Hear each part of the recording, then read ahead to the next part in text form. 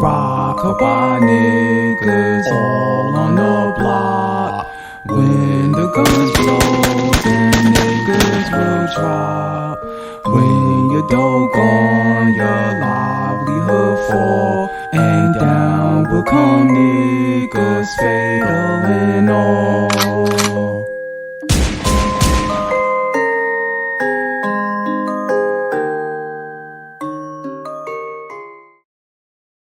Yo, what up? It's your boy Ras, and I'm back with another episode of Storytime Wit Ras. And on this episode, I'm going to be talking about the time where a dude was selling bootleg CDs and he got arrested while I was standing there.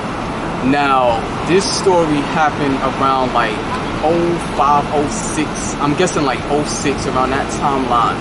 So this is like right when the DVD era was coming in, CDs were phasing out, and then it was moving towards more like iTunes and iPods and shit, right? So that's like, I'm just giving you a perspective on the timeline. So like this is like mid-2000s. It was still like the hustle ice grill era, but it was starting to phase out. Like, you know, like Giuliani had cleaned up like most of it, like, you know, around that time period. So long story short, like I used to know this nigga that I used to cop CDs off of. He was a cool dude,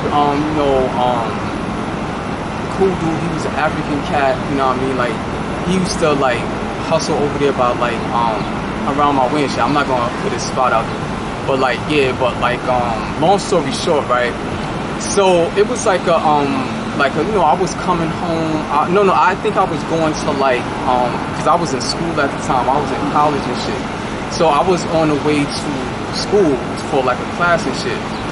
So you know, like he happened to be out there and shit. So he was with his niggas and shit. He had, you know, for those that don't know, back in the 90s, early 2000s and mid 2000s, niggas used to have their bootleg CDs. They used to have bootleg CDs on the blanket, you know, like on the sheet in the street. So they would have it like on the, and then they would have everything laid out where you could see what the new flavor was. So, you know, and then he sold DVDs too. So he had the DVDs out there and like his CDs out there and shit, right?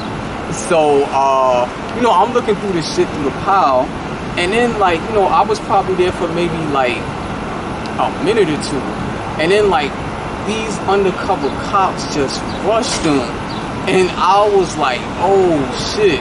And like, you know, and then they just, you know, and he was like, yo, I ain't do nothing and stuff like that. And then like what they did was they asked me, they was like, do you know him? I was like, yeah, that's my man and shit. I was around early 20s, so I could have got arrested, but I couldn't just do him like that, cause like I was like, nah. So they let me go, cause I was like, you know, they was like, are you selling? I was like, nah, like I'm just like trying to cop. So, you know, they let me go and shit. So they took that nigga in, and you know, unfortunately, you know what I mean. But like now I believe he's working now at I haven't spoke to him in a long time. That was years ago. But the last time I saw him was like early 2010s. He had like a job and shit, so he was working. He didn't say, I think he was doing like security or some shit like that. But yeah, like that was just like a crazy little story right there. I got lucky that I didn't get taken in, or like they didn't like question me and shit, just because I was like there. You know what I mean? So, but yeah, after, funny because after that, right, I saw him, probably like a week or so. So they probably just let him go because it was probably just like a little misdemeanor or some shit, you know what I mean? So, you know, just a little story I thought I'd share with y'all, you know what I mean? So, till next time. Wow.